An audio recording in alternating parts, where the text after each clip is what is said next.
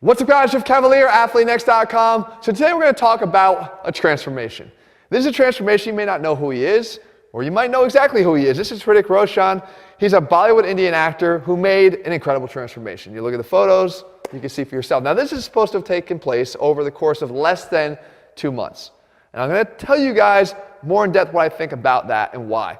But I think a lot of times I take on this type of question because people out there know that I've actually worked with another Bollywood actor, the great Amir Khan, and we actually did some training together, as you can see here. I had a chance to work with him, and it always amazes me the dedication to their craft that the Bollywood actors have. They make these types of transformations pretty often.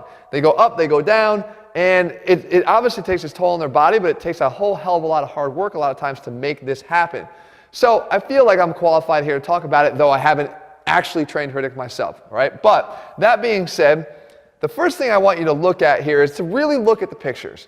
Because when you do, you see a couple things. Number one, this before photo is not necessarily a small guy. That's not a small arm. It's an arm that's covered with some fat that looks different than this arm, but size-wise, it's not actually that different. If you look here at the midsection, yeah, I can see a great looking six-pack there. I actually can see a little bit of an outline over here, but it's covered with more fat for sure. And even the delt, of course, yes, it looks a little bit more muscular up here, but it's not small here either, it's just covered with some fat. So what I see a lot of times is that our eyes will deceive us, and while there's an impressive transformation here, maybe it's most of all a recomp. Maybe it's a loss of body fat that's showing off a lot of the muscle that's already there. And we're going to reveal in a second that there actually was a lot of muscle there for good reason. The second thing is, I think it's important to sort of talk about a flex versus an unflexed state. A lot of times we know ourselves, if you flex versus not flexing, you can look a bit different in your photos. I think there's a little bit of that going on here too. The next thing I'm going to talk about, just because of something that happened with Amir, I don't know if necessarily the time frame is 100% accurate. I'm not saying that there's deception here or this intentional. The fact is that sometimes the time frame is not actually accurate. In the case of Amir, the transformation that you see here was said to have happened over 5 months. Meanwhile, when he and I sat down and talked about it, in his own very words here, he told me it actually took place over the course of a couple of years. The act of building on and putting the muscle was actually much longer, and taking away the fat was the 5-month transformation process. So I'm not saying that's happened here as well, but there's the possibility that it could have taken it a little bit longer. The next thing I'm going to state, and I think the most important thing when you guys are out there looking at these types of things and how possible it is for you, I think you have to talk about the default state of the person making the transformation. And when we look at the default state here of Hrithik, we can see that this guy's in shape. And he's been in shape a lot. He's actually known as the Greek god of Bollywood for a reason. He's got a hell of a body. He knows how to get in shape, and he's been in great shape many times prior in his career. So when he goes to make the transformation, this is what he starts at the age of 45. He and I share almost the same age, but this is what he used to look like at one point in his career, in his earlier 30s. I will tell you this right now. If you have a base of training, if you have a good foundation, even if you've let it kind of go to crap, it's a hell of a lot easier to make any transformation going back in this direction if you once were here. If this never existed, going from this to something else is going to be a lot harder. You have no frame of reference to get to. And I will say that it becomes even more imperative that as you get older, starting your transformation for the first time ever in your life, lifting weights for the first time ever, if you're in your 40s or 50s, makes it a hell of a lot more challenging to get yourself in shape. It's always good to have a strong training base at some earlier point in your life. Even if you did it in your 20s and you stopped for 20 years, you're going to be in a better situation than you were if you hadn't ever done anything at all.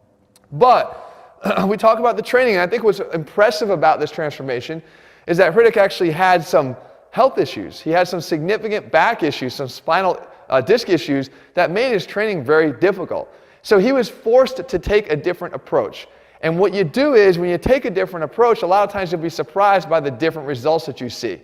Because I'm always telling people, if you keep doing what you're doing, you're going to keep getting what you're getting. And anytime you change your training up, provided it's still smart training that you're switching to, you're going to see a benefit from that almost every single time. So what Hrithik did here is he was forced to stay not necessarily focused on progressively overloading and relying on strength to create his gains. If this truly was a 6-week transformation, 6 to 8 weeks, relying on progressive overload is going to be very frustrating very quick. You're not going to be able to see a whole hell of a lot of strength gains that will lead to size gains in just this short period of time, especially if you have a long history of training and you're not a newbie.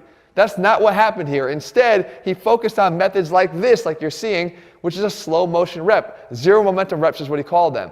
This forced him to become more aware of the muscles actually doing the work. This created a metabolic stimulus for muscle growth. And I've already talked about in many videos before, metabolic training is one of the 3 main ways that you can actually grow a muscle. So particularly if you haven't been doing it in the past, like he hadn't, and you've actually switched to it now, you do have the capacity to see some quick gains from doing it.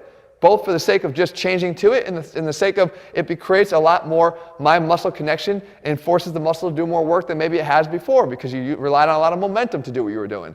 So it's not just there, but you can see it here in another example on the bench press. So he employed this across a lot of his training.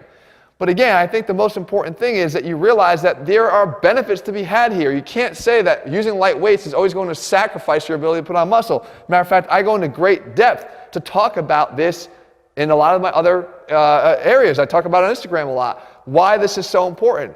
And I talk about this concept of determining really whether there's an injury here or whether there's a lack of stability. Because when you go to bench press, you can see me doing the clip here, I always have a problem and I get some pain in my shoulder.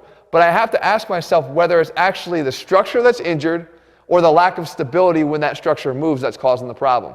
And I will tell you in this case here, I can bench press like this very slowly and not feel pain in my shoulders. That tells me there's a stability problem, not necessarily a structural problem. Or if there is a structural problem, if I just provide some additional stability, slow it down and control the reps, that structural problem is eased tremendously. That allows me to continue to lift and create gains where I thought there were none to be had.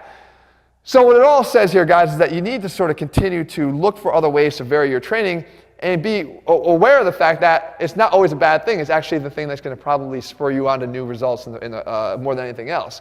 So as I look back at this, I'll leave you with one final note. In this transformation, as I mentioned in the beginning, that there's a lot of body fat loss here that's creating that visual appeal that I think we're reacting to when we see this. If I had to create the most significant transformation in somebody, visually, especially an actor, visually, over the course of 30 days, and that's all you gave me, 100 times out of 100, I'm going to attack your nutrition. Not only because I know that nutrition is the thing that's impacted 24 hours a day, and your training is only impacted maybe an hour a day, but more importantly because I know I can get the fastest results by going after your nutrition. If I can clean up your nutrition, I know I can create these losses of body fat that are going to make you visually look much, much better, much more quickly than if I had to rely on training methods that are going to elicit those types of gains in that shorter period of time. So I implore you guys to look for opportunities to do the same. Hrithik himself said that the number one thing that created this type of gains for him was that he was able to focus on eating good foods consistently. And guess how he did it? He actually switched to foods he enjoyed eating. He used to use methods where he tried to just cut down and eat things he didn't like and boiled chicken and things that were tasteless that he couldn't stick to. This time around he says, you know what? Instead of getting as ripped and lean, I just want to be able to get leaner and still enjoy what I'm eating. And when he did, he found consistency. When you find consistency, this is where you can live. I've lived in this state for many years now, if you go back to my YouTube channel. Not because I forced myself to eat things I hate, but because I eat the things that I enjoy, and I'm able to stick with it because of that. So guys, I hope you found this breakdown handy and helpful. The fact is, guys, sometimes we overreact to what we see, but when you look down beneath the surface here, there are a lot of things going on here, and especially in terms of the type of training that he had to change to, and maybe the unwillingness a lot of us have sometimes to change. I'm telling you, it probably holds the best results for you if you're willing to do it. In the meantime, guys, if you found the video helpful, leave your comments and thumbs up below. Let me know what you want me to cover, and I'll do my best to do that for you. If there are other guys that you want me to address, please let me know below. Maybe I can do that for you as well. If you haven't already done so, click subscribe and turn on your notifications so you never miss a video when we put one out. In the meantime, if you're looking for our program, step-by-step, and nutrition plans that do make this whole thing easy, you can find them over at ATHLEAN-X.com. All right, guys, be back here again in just a few days. See ya.